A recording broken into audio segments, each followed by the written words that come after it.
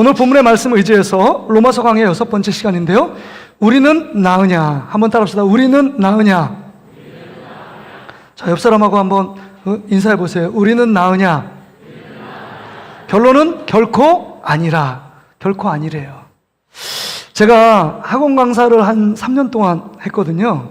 우리 중학교, 고등학교 애들을 가르쳤는데 그 아이들이 중간고사, 기말고사가 이르면 학원 강사들은 뭘 하냐? 너무 바빠요. 분주해요. 뭐냐면 그 중간고사 범위를 종합적으로 정리하는 시간이 그 시험 전 일주일 전에 다 이루어져야 합니다. 그래서 아이들을 안 보내요. 막 새벽 1시, 2시까지 학원에서 막 1:1 과외도 시키고 집중적으로 뭐 예상 문제도 뽑고 여러 많은 족보도 막 풀고 그래서 외우게 할 거 외우게 하고 틀린 거 다시금 수정하고 정리할 거 정리해서 그 다음에 자기 것으로 만드는 것, 이게 종합 정리의 시간입니다.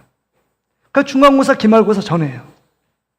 오늘 우리가 하나님 말씀을 듣는데 여러분 로마서 3장 9절부터 20절의 말씀은 어떻게 보면 종합 정리하는 시간일 수 있습니다. 일부의 이야기. 근데 이것을 이해하지 못하면 그 다음 단계로 넘어갈 수 없습니다. 여러분, 사도 바울이 이 신약을 집대성하면서 예수님의 사역, 예수님의 생애에 대한 말씀을 구원 교리로 잘 정립해 놓은 말씀이 로마서예요. 그래서 복음의 진수다, 복음 안에서도 보석 같은 말씀이 로마서다, 이런 말들을 많은 유선 학자들이 하고 있습니다. 그 다음에 여러분, 우리가 전에 보았던 것을 좀 정리하면 1장 16절 17절에 보면 복음은 하나님의 능력이요 구원받는 자들이 그 예수 그리스도의 복음을 믿는 자 안에 영원한 생명을 누리게 된다. 왜요? 그 복음 안에 하나님 의가 드러나서 그것을 믿는 자 안에 오직 의인은 믿음으로 산다는 것처럼 영원한 생명을 누리게 된다는 것입니다. 그러니까 복음을 받아들이고 복음을 믿는 자 안에 영원한 생명을 누리게 된다는 것입니다. 그런데 복음이라는 것은 굿뉴스입니다. 기쁨의 소식입니다. 좋은 소식입니다. 우리를 구하는 황홀한 소식이에요. 그 복음이 복음되기 위해서는 전제 조건이 하나 있습니다. 나쁜 소식이 우리 안에 있다는 거예요. 그 나쁜 소식을 알아야만 진짜 복음이 기쁜 소식인지를 알게 된다는 겁니다. 우리가 여러분 한번 생각해 보세요. 여러분, 전기와 그 다음에 어떤 촛불이나 아무것도 빛을 밝히는 것들이 없다. 달과 태양빛도 빛을 발하지 않는다라고 생각한다면, 여러분 어둠, 칠흑 같은 어둠 속에 있다고 생각하면 정말 한 줄기 빛이 얼마나 귀중하고 소중할까요? 우리의 지금 상태가 3장 20절까지의 내용이 우리 안에 죄악으로 어둠이 짙게 깔려있는 우리의 모습을 지금 그려주고 있는 것입니다. 이걸 얘기하고 있어요. 모든 인종을 초월해서요, 이방인이든지 헬라인이든지 그 다음에 많이 가졌든지 못 가졌든지 많이 배웠든지 못 배웠든지 아니면 황인종 흑인종 그 다음에 백인종, 그거 상관없이 모든 사람은 다 죄 아래 어둠 가운데 있다라는 이야기를 하고 있는 것입니다. 그래서 로마서 1장 18절에 보면 하나님의 진노가 너희 가운데 임했다라고 얘기합니다. 왜? 누구에게 임한 것입니까? 불의한 자들, 그 다음에 불경건한 자들, 하나님 말씀에 어기고 그 말씀대로 살지 않는 죄인들에게 하나님의 진노가 임해서 하나님의 심판을 피할 수 없고, 그 다음 마지막으로 재판관인 하나님께서 땅 두드리는 건데 너에게 사형이다. 이 사형은 영원한 지옥, 영원한 지옥의 불못에 영원토록 들어가야 된다라고 하나님이 그렇게 선포하고 있습니다. 그러면 이 불못에 들어가는 자들이 누구냐? 지금 사도 바울이 쭉 설명해요. 먼저는 믿지 않는 사람들이요, 하나님을 섬겨야 되는데 대신해서 우상을 섬기고요, 정말 하나님 안에서 뜻 안에서 살아가야 될 그들이 자기 마음대로, 자기 고집대로, 자기 계획대로 만족하며 삽니다. 그 일상의 삶이 죄악으로 점철된 삶, 그래서 자기가 죄를 짓고 있는 조차 알지 못하는 자들, 이게 이방인의 사람들, 믿지 않는 자들의 삶의 특징이라는 것입니다. 그들도 하나님의 심판을 피할 수 없고 영원한 지옥 그 아랫목에 들어갈 수밖에 없다, 이렇게 말씀하고 있는 겁니다. 그러면 하나님을 잘 믿는다고 말하고 그 다음에 내가 율법을 받고 있고 율법을 가르치고 있고 나는 육체의 몸에 할례를 행해서 나는 아브라함의 자손이라고 말하는 유대인들은 어떠하냐? 유대인들은 나으냐? 나은 게 하나도 없다는 겁니다. 율법을 받았고 모세를 통해서 그 이스라엘 백성이 율법을 받았고 또 할례를 행했지만 그것을 여러분 지키면 구원받는다고 생각합니다. 근데 여러분 구원받는다는 건 여러분 그 말씀을 지킨다고 생각하지만 그들의 삶을 보면 그 말씀대로 지키지 않는 이스라엘 백성들의 모습을 보게 됩니다. 할례 행하고 그 다음에 몇 가지 행하고 모든 것을 다 행한 것처럼 착각하며 자신을 속이고 있는 자들이 유대인들입니다. 율법의 조항은 613가지 조항입니다. 한 가지를 어기면 모든 조항을 어기게 된다라고 선포합니다. 그러기에 그 모든 것을 다 지킬 수 없음에도 몇 가지를 지켰다고 내가 다른 사람보다 더 많이 알고 더 잘 알고 더 잘 섬긴다고 자기 자신을 의인이라고 생각하고 있는 것입니다. 그런 자들도 하나님의 심판에서 면제될 수 없다라고 말씀해 주고 있는 겁니다. 그러니까 믿지 않는 자들이나 또한 유대인들이나 동일하게 하나님의 심판 아래 있습니다. 왜요? 우리 모두가 다 죄 아래 있기 때문입니다. 오늘 본문에 보세요. 그것을 정리하면서 3장 9절의 말씀을 보세요. 3장 9절, 그러면 어떠하냐? 우리는 나으냐? 결코 아니라 유대인이나 헬라인이나 다 죄 아래 있다고 우리가 이미 선언하였느니라.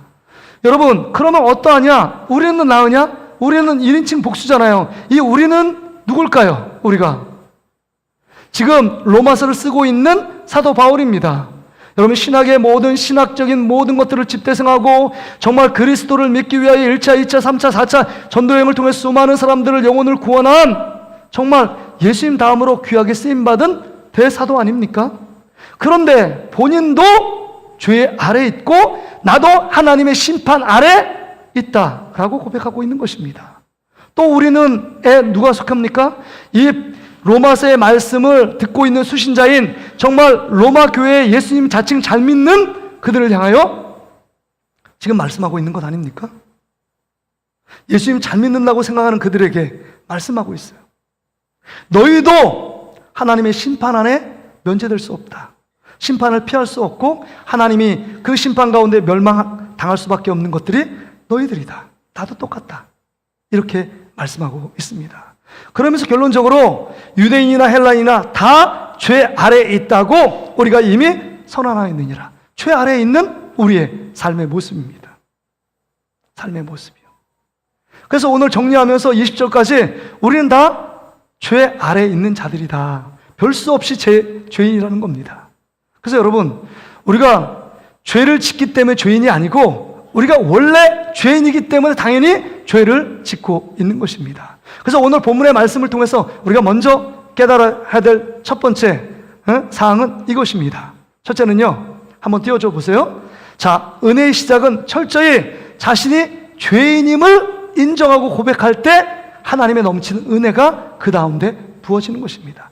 구원의 은혜뿐만 아니라 하나님께서 여러분에게 주시기 원하시는 예비된 하나님의 풍성한 은혜가 여러분 첫 번째 받는 비결은 우리가 철저하게 죄인임을 고백할 때 그 다음에 주님이 주시는 은혜가 부어진다는 겁니다. 그래서 여러분, 오늘 본문 10절에 보면 이렇게 말씀하잖아요. 기록된 바 의인은 없나니 하나도 없으며 라고 기록하고 있습니다. 여러분 어떻게 생각하십니까? 여러분은 죄인이라고 생각하십니까? 아니면 의인이라고 생각하십니까? 죄인. 진짜 죄인이에요?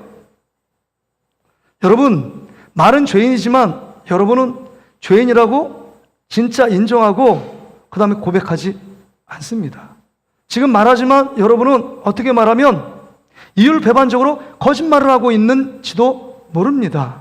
신학적으로 맞아, 나 다 죄인이야. 근데 죄인인 여러분이 다른 죄인들을 향하여 뭐라고 합니까? 비판하고 정죄하고 당신 이것도 못했어 저것도 못했어 이런 죄를 지면 어떻게, 너 왜 주일날 못 났어, 11조도 드리지 않아, 왜 봉사하지 않아, 이렇게 정죄하고 비판하는 우리의 모습들을 봅니다. 왜 정죄하고 비판해요? 내가 그 사람보다 더 낫다라고 생각하기 때문입니다. 여전히 죄는 소소한 죄를 짓고 있지만 내가 다른 극악무도한 죄인이나 이거나 가정 파괴범이나 아니면 이렇게 여러 가지 러시아 우크라이나 전쟁을 통해서 그 지도자들이 전쟁을 명령하는 그런 살인자는 내가 아니기 때문에 나는 그들을 그 극악무도한 죄인과 다르고 나는 그래도 좀 나은 죄인이야. 이런 생각을 하고 있습니다. 죄인이요. 어쩌면 은근하게 나는 다른 사람과 달라 바리새인과 서기관처럼 의인인 것처럼 생각하고 있습니다. 그러니까 의인의 위치에서 다른 사람과 수준이 다르다고 다른 사람을 비난하고 따가운 눈총으로 그 사람을 정죄하고 있는 우리의 모습들을 봅니다. 이게 철저히 죄인의 모습이에요. 진짜 내가 철저히 죄인이란 모습이라면 저 사람이 허물을 보면서 아 맞아 나하고 똑같은 사람이지. 동병상련의 마음을 갖고 공감해 줘야 되지 않아요? 위로하고 손잡아주고 우리 힘냅시다. 우리 힘으로 죄를 극복할 수 없어요. 우리 하나님께 나가 예배합시다. 이런 마음을 가져야 당연한 마음 아닙니까? 서로 사랑하고 아픔도 나누고 기쁨 있을 때 서로 옆에서 박수 쳐주고 이런 모습이 서로 죄인된 우리의 모습 아닙니까? 호라비가 과부 사정한다고 여러분 그런 모습이 돼야 되잖아요. 근데 우리는 조금 더 올바른 죄인? 더 나은 죄인이요? 아니면 거룩한 죄인이요? 뭐 표현이 다 맞진 않지만 그런 모습으로 다른 사람들을 정죄하고 비난합니다. 내가 철저히 죄인이라면 그런 마음 가지면 안 되잖아요. 그렇죠?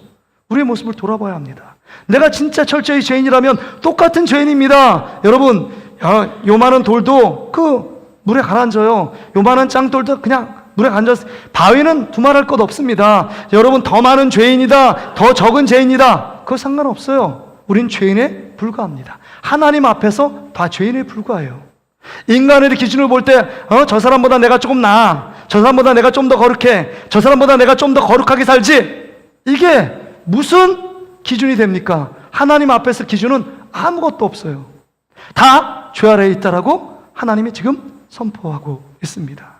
그렇다면 의인은 없나니 하나도 없다는 말, 여러분 이 말이 의미가 진짜 뭘까요? 여러분 왜 의인이 없을까요? 그 의인이 아니라 우린 죄인이라는 거죠. 죄라는 것은 헬라어로 하마르띠아인데, 하마르띠아는 뭐예요? 관역이 있고 목표물이 있는데 그 목표물로 도달하지 못했다, 그게 죄예요.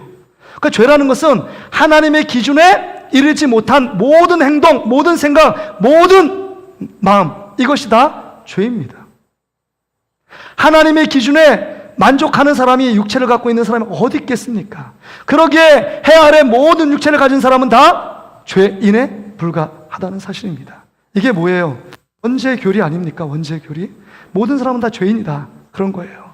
아담과 하와가 정말 하나님께서 창조하고 에덴 동산에서 정말 기쁨과 즐거움과 행복하게 살라고 그들을 창조하셨습니다. 근데 단 하나 하지 말라는 게 뭐예요? 선악과, 그 에덴 동산 중앙에 있는 선악과를 따먹지 말라는 거예요. 근데 선악과를 따먹지 말라 그랬는데 누가 따먹었습니까? 누가요? 하와요? 아담이요? 그럼 아담은 죄인이 아니에요? 하와만 따먹었어요? 바보같이 아내 말 늘 잘 듣는 남편이니까 남편은 아내 말 100% 듣는다, 그러니까 뭐 아내가 하자는 대로 시키는 게 우리 남편들 아닙니까? 그렇죠? 우리 남편분, 우리 장로님들 그렇죠? 그래서 하와가 다 뒤집어 써야 돼요, 그 죄를. 여러분 그 하와의 말을 듣고 당신도 먹어 그랬을 때 여러분 자기 아내 왜 먹냐고 얘기하며 받지 말아야 되는데 받았습니다. 인류의 대표자인 아담이 자발적으로 받았어요. 자기가 짓고 싶어서 죄를 짓고 있는 겁니다. 하나님께 분명한 음성을 들었어요. 선악과를 먹는 날에 반드시 죽는다. 근데 그 말씀을 어기고 아담이 받은 것입니다.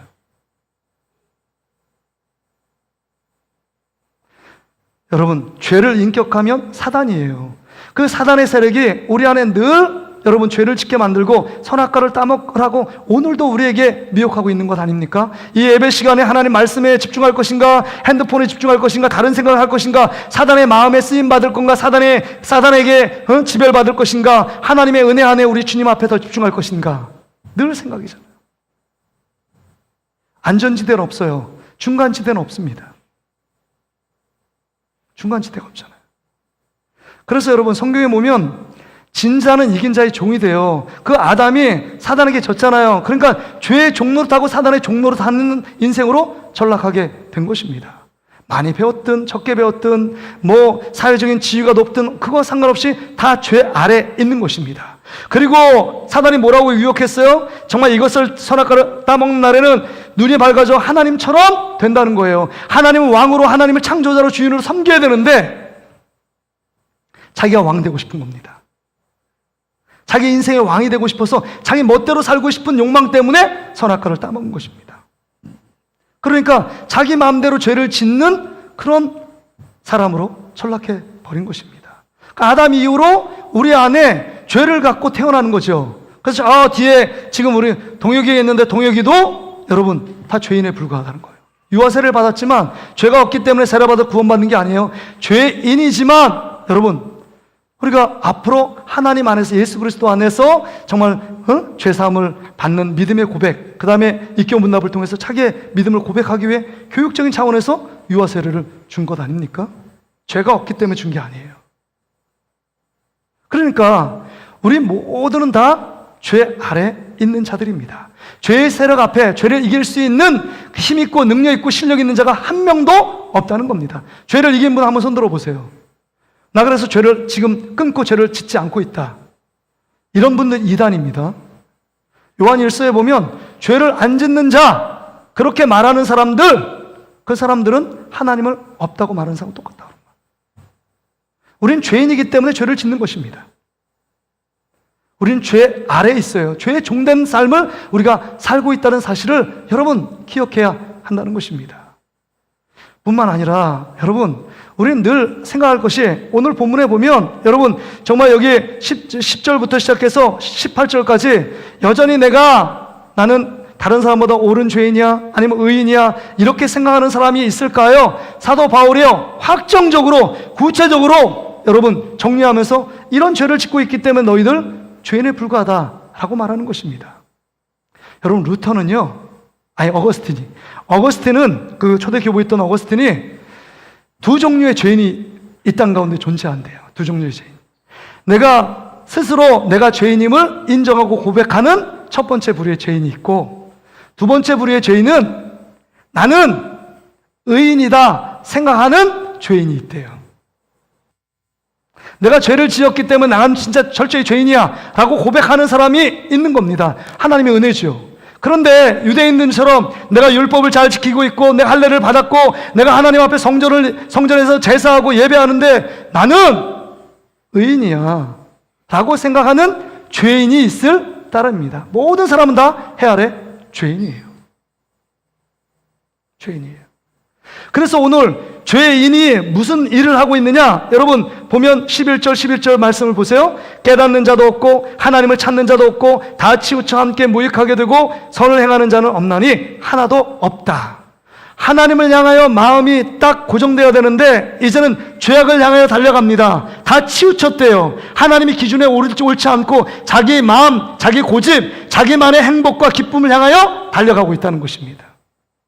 그들이 행하는 모든 것이 죄의 결과물임에도 불구하고 그걸 깨닫지 못하고 하나님 아니고 다른 방향을 향하여 쏜살같이 달려가고 그것에 집중하는 우리의 모습을 발견한다. 그게 구체적인 모습이 세 가지의 양상으로 나타납니다. 여기 13절 14절 보세요. 입술의 범죄입니다. 여러분 13절 14절 같이 한번 읽어볼까요? 시작. 그들의 목구멍은 열린 무덤이요 그의 혀로는 속임을 일삼으며 그 입술에는 독사의 독이 있고 그 입에는 저주와 악독이 가득하고. 여러분, 여러분이 상처받은 게 뭐예요? 다른 사람이 여러분에게 얘기했기 때문이죠. 다른 사람은 왜 상처를 줍니까? 여러분, 입술로 뭐라고 했기 때문에 상처를 주는 거예요. 여러분 마음으로 그 사람을 미워했어요? 말하지 않으면 그 사람이 미워하는지 여러분에게 뭐 좋은 생각하는지 나쁜 생각을 전혀 몰라요. 근데 우리의 입술이요 참 악한 게 다른 사람을 위로하고 그 다음에 힘든 사람을 격려하고 그 다음에 우리 집사님 힘내세요. 제가 기도하고 있어요. 잘 될 거예요. 하나님의 은혜가 있을 겁니다. 우리 함께 나아가 주님의 은혜를 간구합시다. 이런 말을 하고 위로하고 사랑을 베풀고 그 다음에 사랑을 주는 말, 격려하고 세우는 말을 하면 얼마나 좋겠습니까? 그런데 우리는요 그런 말하는 게 보다는 다른 사람에게 상처 주고, 우리 목사님이 저랬대. 오늘 말씀에 나를 찌르는 말씀이야. 보니까 꼭 나에게 타겟 되는 말씀이야. 이런 말씀은 진짜 여러분 그렇게 마음이 들면 은혜가 되는 거예요. 여러분 일거수일투족을 제가 어떻게 다 알겠습니까? 장로님, 어떤 장로님이 나한테 뭐라고 했대. 권사님이 뭐라고 했대. 저 집사님이 뭐라고 했어. 지나가는 성도가 나한테 뭐라고 했어. 늘 이것 때문에 다른 사람의 말을 옮기고 부정적으로 만들고 그 다음에 스캔들을 퍼뜨리고 추문을 퍼뜨려서 정말 부정적으로 분위기 완전히 쇠하게 만드는 우리의 입술을 보게 됩니다.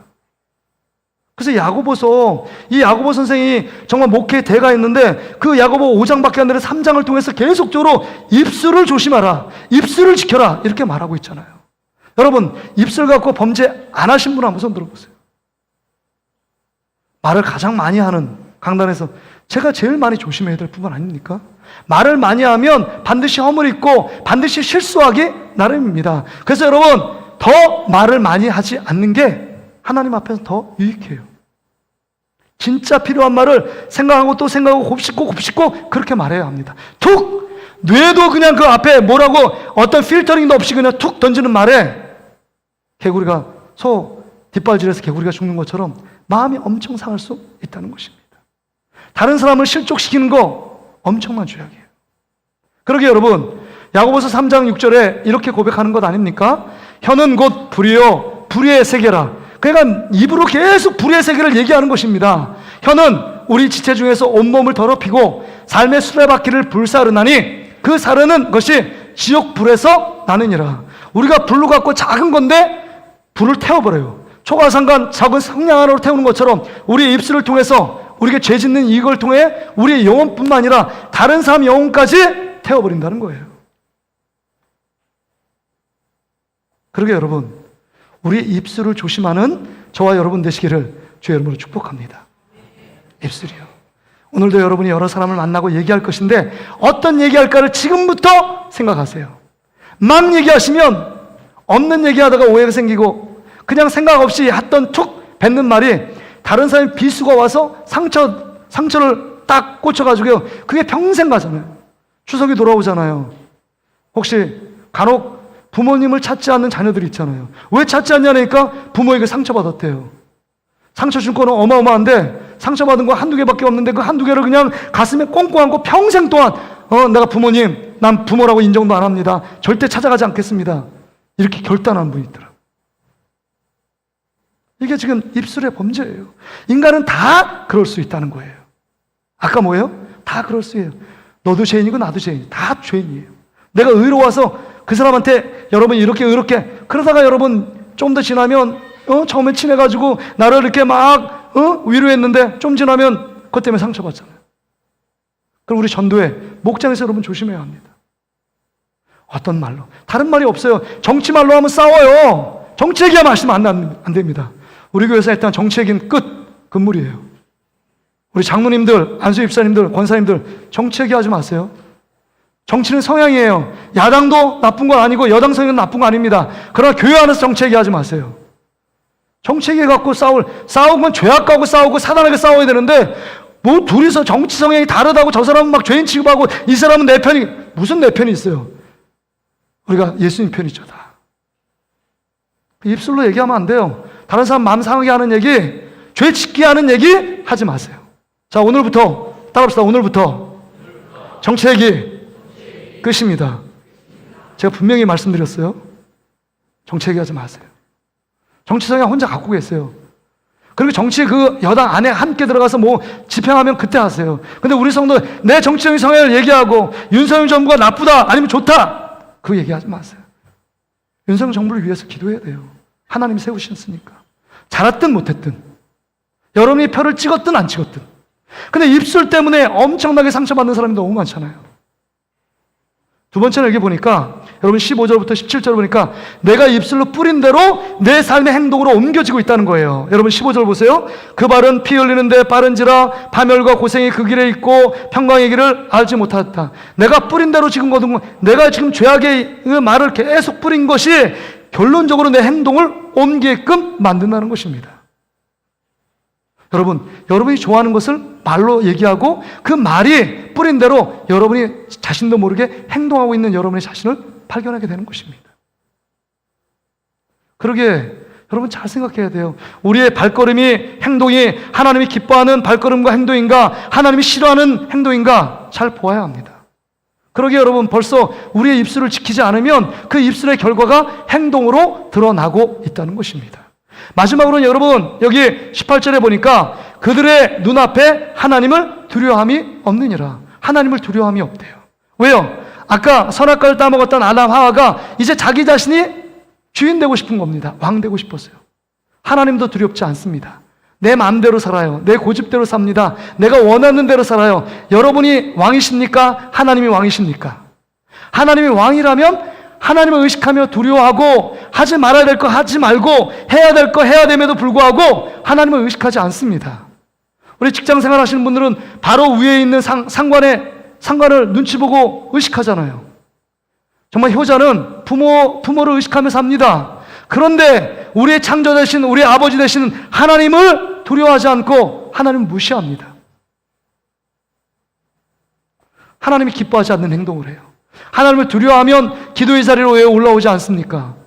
하나님을 두려워하면 주일날 하나님을 예배하는데 예배 열리를 제치고 자기가 원하는 삶, 자기가 기뻐하는 삶을 살아갈 수 있을까요? 그게 하나님을 두려워하는 삶일까? 아니라는 거잖아요. 하나님을 두려워하지 않으니까 막 사는 것입니다. 막 행동하고 막 자기가 원하는 말을 하고 있는 것입니다. 하나님이 진짜 보이는 사람은요, 절대 그렇지 못합니다. 그러기에 여러분, 오늘 이 말씀을 통해서 정리하면서 여러분, 우리가 진짜 죄인임을 우리는 깨달아야 한다는 것입니다. 우리의 말과 생각, 행동, 우리가 아무리 인간적인 노력, 열정, 그 다음에 적극적인 어떤 열심을 갖고 죄를 이기려 해도 이길 수 없어요. 본성이 죄성을 갖고 태어났기 때문입니다. 아담이 그 사단에게 죄서 그 죄 이후로, 아담이 이후로 모든 본성이 죄 가운데 출생했다. 다윗이 그렇게 고백하죠. 내가 죄 가운데 출생했다라고 말하잖아요. 그러게 여러분, 오늘 이 말씀 통해서 여러분, 은혜의 시작은 우리가 철저히 죄인임을 생각해야 합니다. 그런데도 불구하고 한번 손 들어보세요. 난 죄인이 아니야. 난 죄인이 아니야. 난 진짜 의롭게 살고 있어. 제가 전에 영동중앙 부목사 생활할 때 세례교육을 했는데 어느 성도님이 제가 물어봤어요. 자, 구원에 확신이 있습니까? 구원 확신 있습니까? 네! 확신 있습니다. 왜 그렇죠? 그러니까 이렇게 담대하게 말씀하시더라고요. 목사님, 저는 그렇게 죄를 짓고 사는 자가 아닙니다. 저는 지금까지 올바르게 살아왔다고 자부합니다. 그렇게 말씀하시는 거예요. 너무 크게 얘기해서 제가 놀랐어요. 와, 저렇게 담대하게 자기는 죄인이 아니래요. 그렇게 정말 옳지 않은 행동을 거의 안 했대요. 거의 안 했대요. 완전하게 안 한 건 아니지만 거의 안 했대요. 그렇기 때문에 나는 구원받을 수 있습니다. 확신하는 증거를 갖고 있더라고요. 그런 분도 있더라고요. 그런 분도. 법 없이 산다. 진짜 정말 저분은 정말 예수님 반토막 이런 분도 있잖아요. 그분도 죄인이에요. 그분의 생각, 그분의 의지, 그 행동 안에 다 죄성이 묻어 있습니다. 다 죄 아래 있다는 거 아닙니까?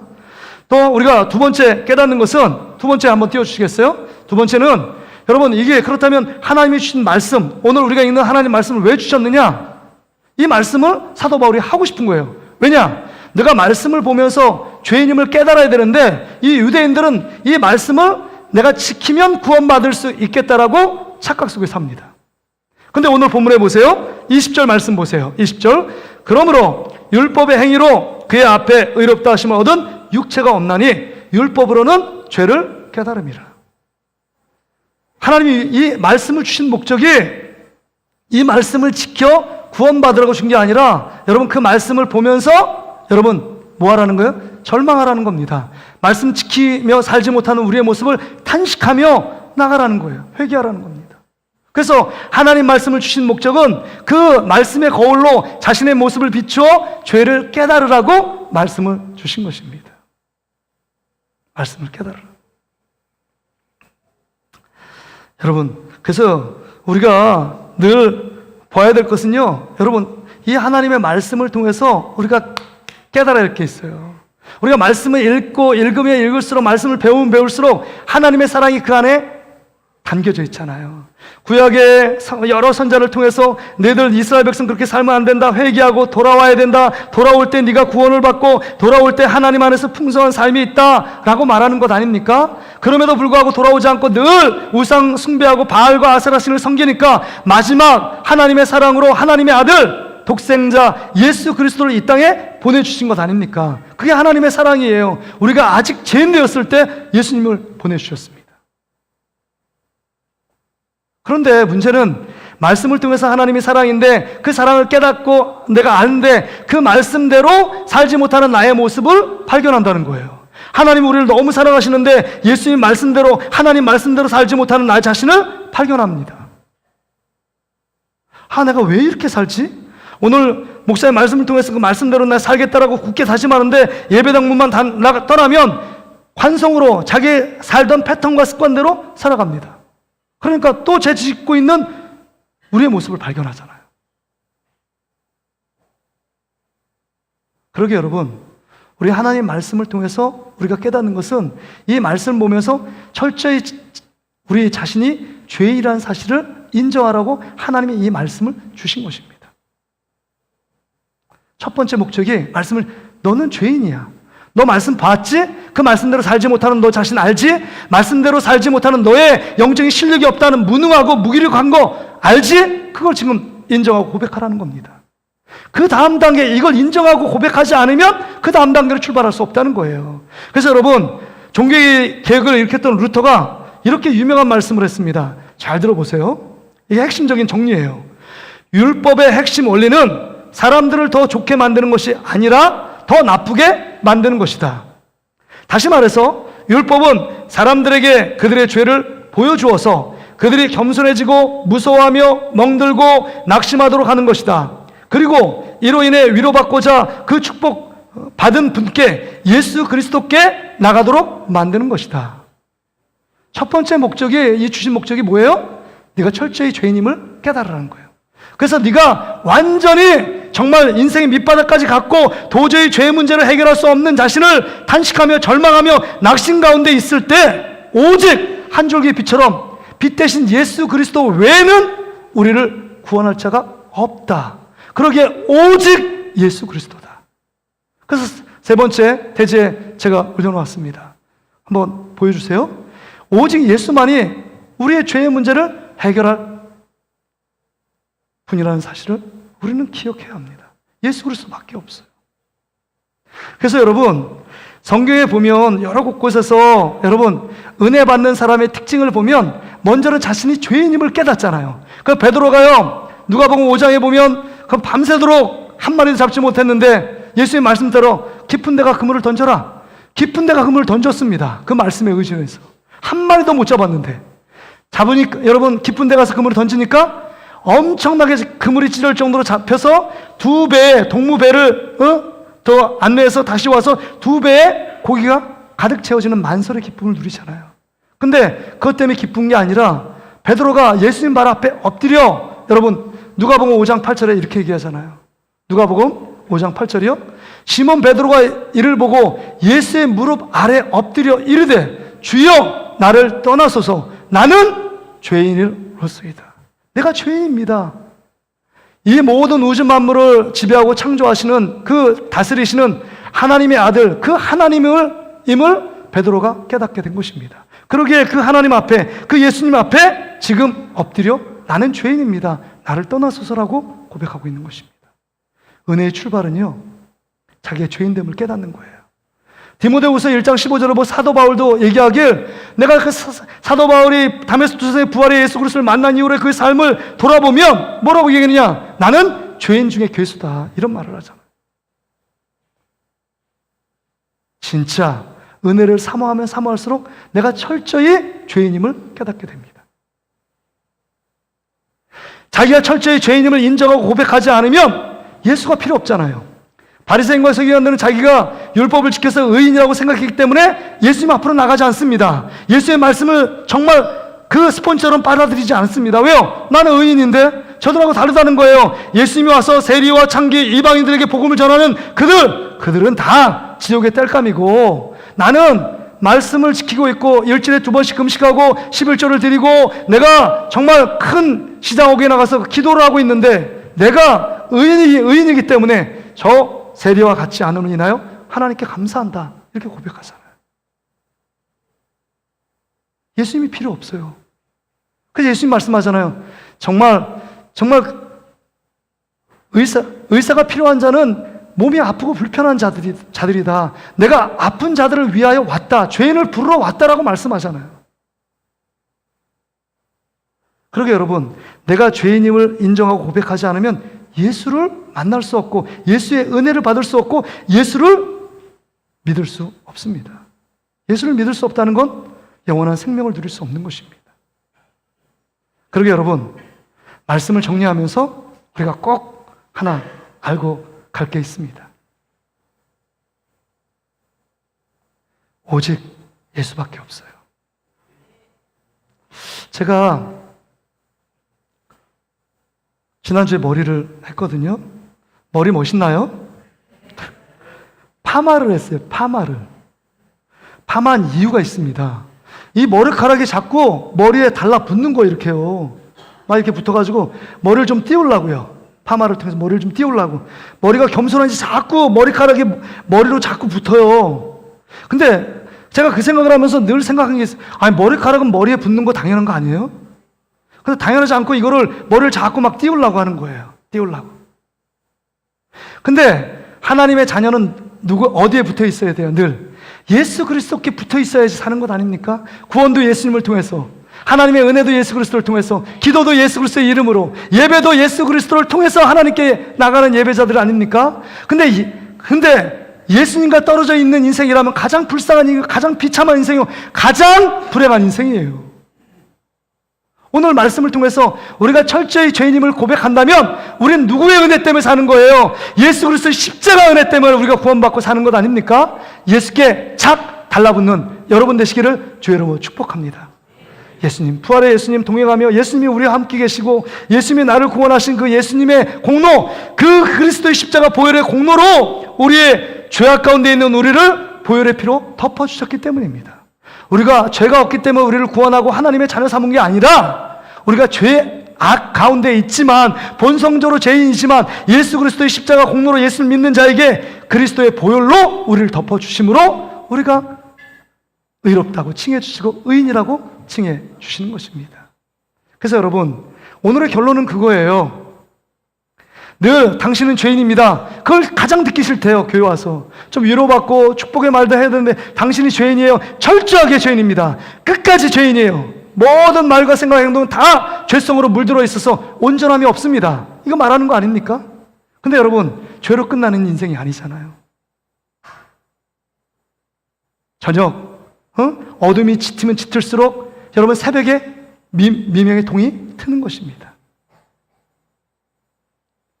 여러분, 이 죄성을 알고 철저히 무능하고 죄 앞에서 아무것도 할 수 없는 무능한 존재라는 사실을 깨닫는다면 외부의 힘인 예수 그리스도가 나를 구원해 주시고 나를 붙잡아 주지 않으면 나는 하나님의 자녀로서의 삶을 살아갈 수 없다라는 사실입니다. 그러기에 오늘 우리는 죄 가운데 있지만 오직 예수 그리스도 바라보고 그 십자가의 주님 붙들며 살아갈 때 우리 안에 삶에 소망이 있고 희망이 있는 줄 믿습니다. 나 지금 우리의 눈을 열어 예수 그리스도를 바라보는 저와 여러분 되시기를 주의 이름으로 축복합니다. 한 가지 더요. 우리가 구원받은 죄인들 아니에요. 우리가 다 죄인들이잖아요. 근데 왜 다른 사람을 정죄하고 비난해요? 여러분, 우리는 다 연합군이에요. 그래서 같은 편입니다. 예수 안에 형제 자매들이에요. 천국에서 만날 사람들입니다. 그러면 정죄하고 비난하고 힐난하고 뭔가 책망하지 말고 위로하고 힘 잡아야죠. 내가 좀 더 많이 알고 뭔가 신앙의 경륜이 더 많고 믿음이 더 성장해 있다면 믿음이 연약한 자들을 다시금 손잡아 주는 것, 우리가 해야 될 책임이라는 사실을 기억해야 합니다. 이젠 비난하지 마세요. 사랑하세요. 사랑하기도, 여러분, 정말 사랑만 하기도 우리에게 시간이 별로 남아있지 않습니다. 예배당 문을 떠나면 우리 삶이 어떻게 될지 누가 장담해요? 나이 드신 분이 먼저 간다고 누가 얘기했습니까? 나이 적은 분은 더 오래 살 것이라고 누가 장담할 수 있어요? 아무도 장담할 수 없습니다.